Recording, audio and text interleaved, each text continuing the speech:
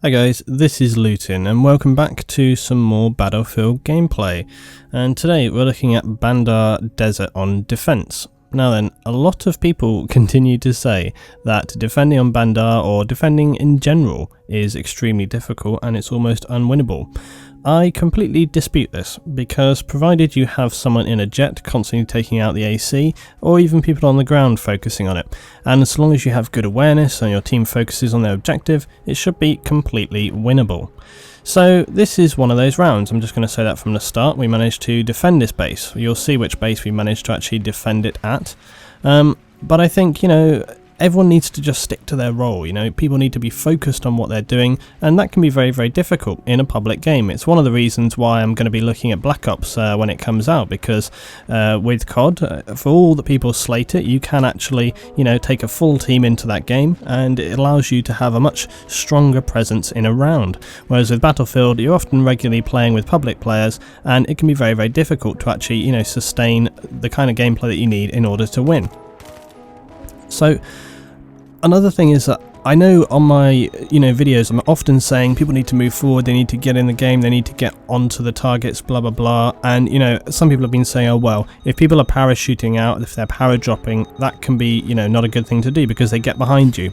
This is entirely true, okay? You need to have people aware of this, but at the same time, if you don't move forward, it means that they're going to be able to push right up onto the objective, and then it will be too late. So you need to have a balance, as you do with anything in any game or even in life in general. So that's one thing. The other thing is that you need to choose your correct class. You need to be willing to change it up, and you will see that I change things dependent on the situation as we go through the game. The other thing that's really important to remember is that the reason you need a team that's well focused and spread out around your base is that you can't do everything as one person. Oh my god, look at that tank right. He was coming for me. I knew he was coming for me. You can't do everything all at the same time. So I can't be focused on B and A at the same time. I can't be dealing with tanks or aircraft at the same time. So you need to work as a team. You need to spread out, balance up. And right now I was commenting, I was like, guys, they're into B, you need to move to B now, they're arming it, they're arming the target, and so letting people know that they need to move forward. I decided to change out to RPG right here because the javelins were not going to be working. Now the thing is, so many people are using smoke nowadays, it can often be worth taking the RPGs as a default, but the thing is, the javelins are so powerful that it's worth taking them to just see if you can get a few hits and stuff. If you're working with a team and they're not using smoke, then it's going to be. But here we are, look at the gunship, and this is the main problem with the gunship. The gunship obviously does a lot of damage in general, but it's once a target is armed that it can really become a massive problem, because once a target is armed, you can see it will literally pound the area that we're in until that target goes down, which is exactly what has happened. Even if an objective, an MCOM, is inside a building, it can really wreak havoc. You can see we haven't got a massive amount of people in this game, but the player counts will always vary as you go around. Gunship is still up. And the other thing is that when objectives on the ground get marked, it can be very difficult for people to turn and spread their attention. We have so much coming in on us right now. And this first base on Bandar as well, it's a very difficult base for defenders to cope with because it's so open. And that's not always bad, because you want the first base to be achievable. You don't want the attackers to end up getting spawn camped because they can't enter into a base. So it's not a bad thing for Rush to have a quite open map to begin with. However, you can actually defend this base. You can. It really does just require excellent teamwork. You need to neutralize vehicles quickly. This is something else that I've had to say to my guys all the time, is you have to deal with vehicles, you have to deal with your priorities very, very quickly. And the reason is that, look at this guy with the CRAM as well. Frustrating that you can deal with the CRAM, but it's going to happen, isn't it? It's another reason why you shouldn't really try to stay out in the open as much as possible. Thinking about snipers while we're thinking about that CRAM as well, people often say, oh, there's snipers up on the hill, blah blah blah. If there's snipers up on a hill, provided they aren't causing an immediate dangerous threat, for example, like on the defending or attacking rather game that I played the other day, and there was a sniper aiming right into one of the objectives, that is a sniper that you need to take out. But if someone is just sitting up on a hill putting pressure down, provided that you can take enough cover, you don't need to necessarily deal with that guy right now. And this is what we mean when we're talking about prioritizing. You need to, look at what's happening. Do you necessarily need to deal with that guy immediately? And when we come to thinking about vehicles, it's exactly the same. If a vehicle is kind of sitting far away, it's not really doing anything, you don't need to chase after it and take it. But if they're pushing up to you, pushing hard, then you need to take them out. And there was a game that we played recently with an M1128 was sitting right near the objective. And it was there for a good minute before anyone turned their attention to it. That can't happen. You have to take vehicles out as they approach your area, because if you don't, it will have a cumulative stacking effect on the threats that you have. Because if you have a tank on an objective and the gunship is down, that is the time to take it out. Because if you don't, when the gunship comes back up, you've then got 2 things that you're dealing with. Plus you may have infantry on the ground, that's 3 things you're dealing with. So all of a sudden it can spiral out of control where you have just too much to deal with. And on Armoured Kill, you really can't allow that. Armoured Kill to me is very much about prioritizing targets, okay? Because they have so much, often the attackers, they often have so much utilities at their disposal. They have so many vehicles and armor, they often have artillery, everything. So you really need to go through and focus as a team. Take that out, take that out, take that out, work through and clear them all down. Otherwise you end up in a situation like we are right now where you're just overrun and you can't deal with it because the gunship has been up. We've had tanks coming in and all of a sudden there's 4 or 5 guys all over the objective. Once it's armed, you're not going to be able to take that thing down. Okay, so now we come up to the second base on Bandar. Now, to be honest, this is actually one of the best bases. This is one of your best opportunities to defend on Bandar, but few people actually really take the opportunity. What you've got is the main bridge running across the road here, alright, on the highway, and then you have, 2 sides, left and right. So all you really need to do is have 2 or 3 people on the roof of the building straight ahead behind the fuel station, firing down RPGs and javelins, mine this road as well, and you can really control that bottleneck point. So controlling vehicles into the base here shouldn't really be a problem. They can flank around, but not many people are going to take that choice because it's a long way to flank vehicles around. The left hand side is more difficult than the right because the right you have a bit of desert to get over and so on and so on. Anyway, regardless, it's going to be quite tricky to flank tanks around on this base. The main issue that you have is with quads. This G36 is not so great at range, especially with a red dot sight. The main issue that you're going to have is with quads and infantry or fast moving vehicles flanking around you. So you want to dedicate most of your force to preventing that. Now if we look at the map right now, okay, we can see we've got a couple of people spread out. You can see that this tank has moved up around the highway, but it's not very easy for him to get up and around. So really what I would suggest is you want to have about 2 to 3 guys, engineers, perhaps even a SOFLAM aiming straight down that road. You can identify targets as they come down. You're probably going to want to then split the rest of your force into these rocks here on the left hand side and the same on the right, and then you want to maybe have about 3 to 4 guys on the left and the right. Then you want to have 1 or 2 people at the back, and they really want to be focusing on helping take down this AC-130, as well as we can see right here the jet taking that out. But unfortunately, again, our guys have failed to retreat quickly enough, they've failed to push forward enough, and it's allowed the target to be armed, and myself included. We haven't as a team really worked properly to clear this out. And the problem is that if you don't set up quickly enough, if you don't deal with the issue, and look, there was a guy, again, they're all entering the base here. There was a guy who had pretty much disarmed that target, but because, we had no one up here, they couldn't get that diffused, and that really has screwed us over completely. Once they start to get into the base, you're going to have a panic because people are going to, you can see right now, look, we got about 1, 2, 3, 4, 5, 6 guys all over here on the left. That's half our team right here, and we haven't got enough people moving forward, and the game, the map, our base, is in total disarray right now. People are just, know where they need to be and really having problems, clearing this whole base out. Once you've neutralized these targets, people need to spread out, get back into their situations. So, you need to be willing as well, whenever you're defending, to sit in areas which are quiet, because if you don't do that, then people are going to flank you. And this is why I always say, you've got to be really disciplined. You've got to be prepared to sit in places where nothing is happening immediately. You also need people to understand that they need to stay somewhere even when an objective is armed, and sometimes let people deal with it. However, that doesn't mean that you should never go for a target, because you have to as well look at where other people are. If no one is going for it, then you need to be prepared to change your position and get to that objective. It's all about awareness. It's all about prioritizing what you've got to do. That's what it's all about. It's also about your team understanding how they need to play out these games and so on and so on. You can see that a lot of people are pushing up with vehicles, but one of our guys, he's been left behind, so it's going to take him a long time. Look at the map right now. We have no one on the right at all. We have no one in front of the base, and we only have 1 guy here on the left.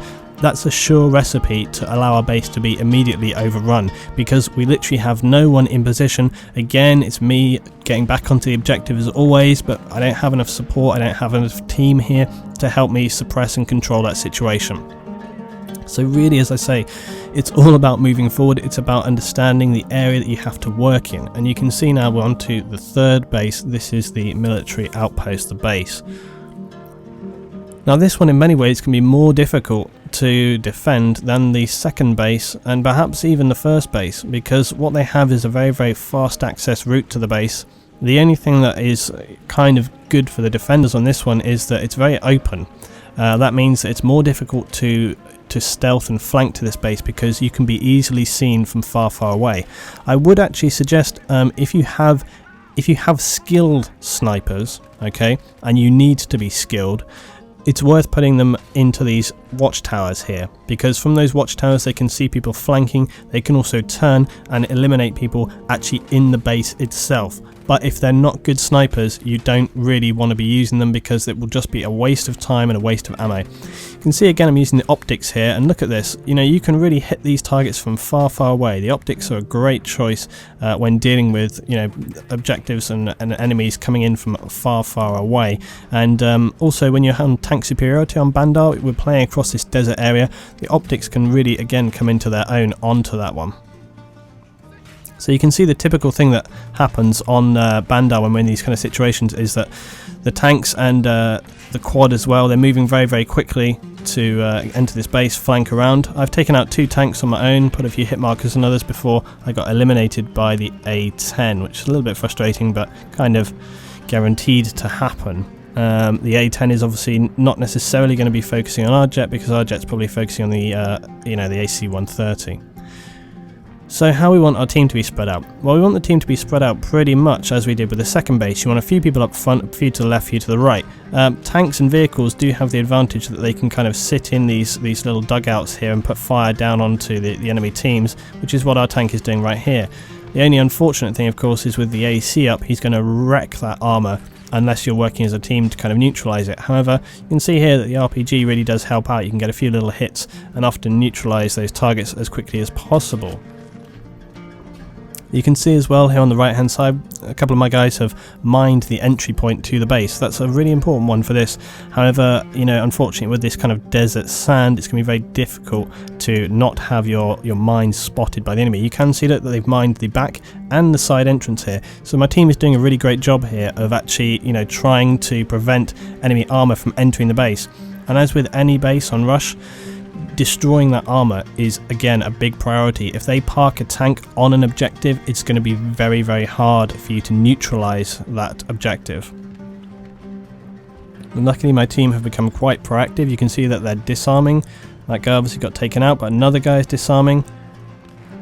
We've got engineers and they're focusing on these vehicles. We're taking them down, and I think Trago just stole that tank right there, which is excellent. But right now I'm trying to just take a look at what's going on, trying to move forward. It's important that we move forward after this. That's the thing, you know, to clear up. We've got to clear up the base before we move forward, because we don't want 1 or 2 guys to slip through here and then start being a respawn point. AC's back up again. It's a real fine balance when you're defending, because you want to move forward so that you can prevent people from entering the base. At the same time, if you do have people in the base already, it's very, very important that you clear that up, clear the area, and, you know, prevent them from respawning. If only 1 guy is left in your base, that's going to be severely bad for you, because, you know, they're going to be able to respawn a whole squad. Bloody C4. So you can see as well, as often is the case with Rush, that the defending team kind of learns the pace and the aggression of the enemies we're going in. Things are not good right now though. As we can see, there's basically no one in the base. They've all been killed. We do have a couple of guys. Actually, no, people are respawning here, so it's not too bad. And they got B defended again. We do have... actually, I want to just point out, do you see what happened right there? B had just been armed. And basically, I didn't go to A for no reason. You know, A was not armed. This is what I say very often, is about predicting. If you can predict what your enemy is going to do, that is actually half the battle. You need to think about what they're going to do. So as I respawned there, you saw my guys were running away. They were just going in another direction. And, you know, we had people on B. what I was thinking, and I remember this from playing this game, what I was thinking was, they've just armed B. They know that most of our... You've got to think how you would think as well. If they know that we are focused on B, okay, they know that most of our team are going to be over there trying to defuse that target. So my immediate thought was, there's going to be 1 or 2 guys going for A. So I immediately went straight to A because, you know, there's a 50-50 chance that probably, or maybe even a better than 50-50 chance, that someone is going to be going for that target. And sure enough, there was a guy and we caught him out.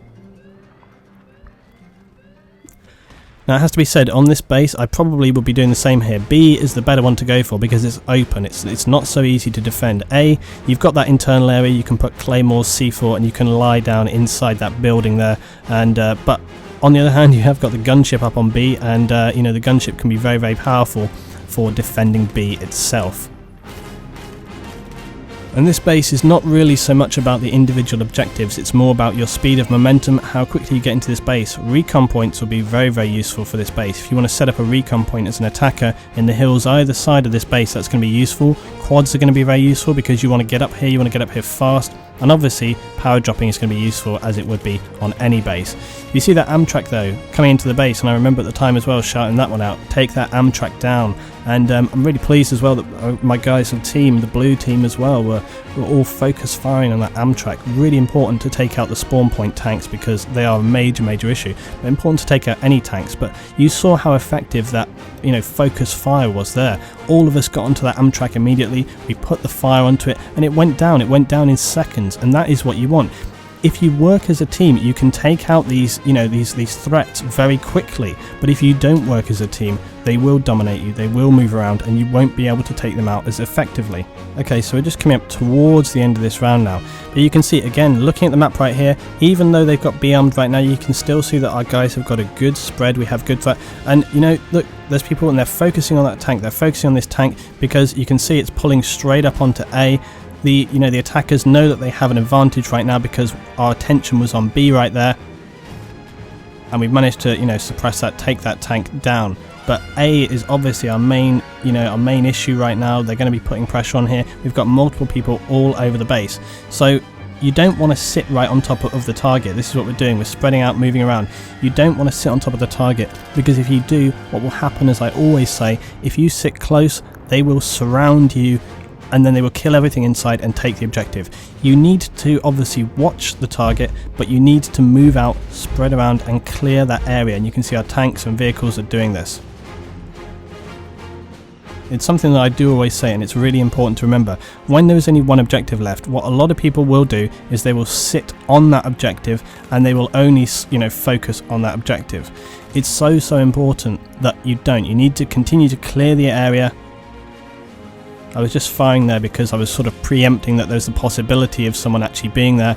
Also, try to do this when you're disarming. It's not always possible because, you know, if you're under heavy fire, you may want to go prone and try and face away from where your attackers are. But if you can, turn around, try and hold the disarm whilst facing away, even if it means that you can just hip fire. Because if someone comes in on you, maybe they're 50%, you can just hip fire in their direction, and, you know, possibly you'll get that disarm. It'll prevent them from killing you when you only have 10% left on the disarm. You can see that my guys spread out around, they're trying to clear the base here at the same time as we're having to deal with all the, you know, the objective disarming. And when you get to about 10 tickets as we're pulling down to, this is a good time to pull in on the objective. When you're at about 30, 25, 20 tickets, you want to still spread out around the base. But when you're in close, when you're down to about 10 tickets, that's the time to pull in on the base, that is the time. You know, it can be a bit tricky though. It's a tricky one to call because if you've got the AC up, then, you know, they're going to be able to focus fire on you, and that's the difference maybe between Armoured Kill and a normal rush game. But what I would generally say is when you get down to about 10 tickets, you want to pull in on the base. The reason you want to do that is because they will not only try to push on you harder, but when you've got about 10 tickets, the likelihood of them being able to actually eliminate everyone and arm the target if you're all surrounded on it is less. Okay, it's going to be more tricky for them to do so. When you have a higher ticket amount, it means that they have more time to surround, more time to wear you down. The likelihood that they can get in and take that with everyone near the objective is higher. But when you're down to the last tickets, I would say tighten up a little bit. You know, still maybe keep 1 or 2 people around, but try and clear the area at the same time. Okay guys, I think this has been quite a good little one. It shows that you can defend when your team is working very well. I think this is the second time I've posted a defense video which was successful. I hope you guys have enjoyed. Please leave your comments, thoughts as always. And if you've liked this stuff, like any of my things, please like, share and subscribe, because it does help me, it does help the channel. And I have to say just right now as well, I've been really pleased with how strong and how quickly my channel has been sort of moving up. We actually gained 1,000 subs in the week of the Armored Kill DLC, which was really impressive. I didn't expect that. So thanks everybody for your support. Also, you know, go back through, check some of my other videos, because there is a lot of content there. You know, go back through, find out some of the other videos and leave some comments there, because I do always read them. Thanks for watching guys. See you for some more very soon.